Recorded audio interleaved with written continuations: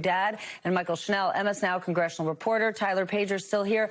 Gautam, you told the New York Times last week that Trump and Vance have no coherent view of U.S. interests or commitment to democratic values, and that this war is a perfect example of what happens when you go with gut instincts over expertise and knowledge. So what do you expect? Yeah. Where do you think this thing's going to go?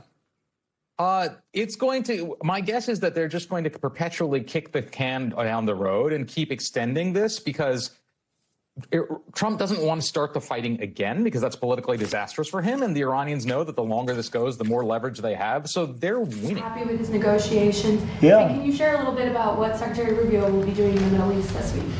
I think that they're doing a fantastic job. Our secretary is fantastic. I think he's maybe going to go down as the best ever. And I thought J.D. Vance this morning was fantastic. I watched his news conference, and from Switzerland, he's a very smart guy. Did a great job. You know, when I look at the Democrats, I call them the Democrats. They're dumb. Corrupt, who isn't. To state the obvious, generally speaking, having a bad president is bad for a country, right? I mean, you don't wish that on any country anywhere. Most particularly, you don't wish it on a country that you love. Having somebody at the top of a political pyramid who is corrupt, who is incompetent, who seeks to stay in power even when he loses elections, so he can build monuments to himself and basically loot the place. I mean, that's just not good. This round of talks in Switzerland reporting that Iran will allow IAEA nuclear inspectors into the country, although Iran says no visits are planned at this point. But the administration is emphasizing a trust but verify approach.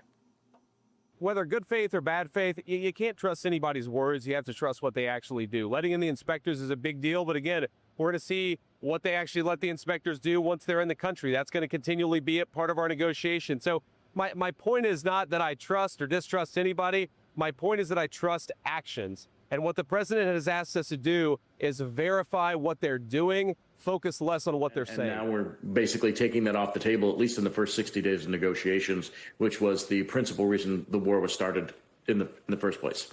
Okay, and that's what I want to stay on, Dan, because in theory, if this happens, we could see oil prices drop. That's a huge priority for the president. But the reason we went to war to begin with was Iran's nuclear capability. So is the president basically going to tear that up, throw it out the window and say, no, no, no, it's all about oil prices now? Yeah, well, I mean, that's really what happened, right? If you think about the whole taco trade over the last few months or so, it really had to do with prices, right? It had to do with energy prices, had to do with food prices and any derivatives of oil. And, you know, when you think about who benefits here, obviously the Iranians benefit, right? They have been selling their oil, 90% of it to China. They've been selling it in Chinese currency, right? This has been a huge, huge win for China over the last few decades or so since these sanctions have been in place. And when you think about what Iran is able to do now, they're able to actually bank around the world and use dollars, right, to do that, which gives them access to whole different sorts of markets, that sort of thing, a level of legitimacy that did not exist, right, if you think about over the last 15, 20 years or so. So to me, Iran is obviously the winner here. China is the loser, and this could... Ongoing after talks in Switzerland produce a 60-day roadmap toward a broader agreement. And President Trump warning Tehran to keep up their end of the bargain or face the consequences.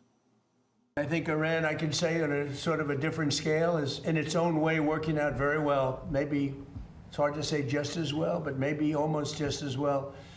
And we're doing very well in terms of negotiating a fair and reasonable deal. If Iran doesn't live up to their agreement, or if they're not behaving, I will do what I have to do.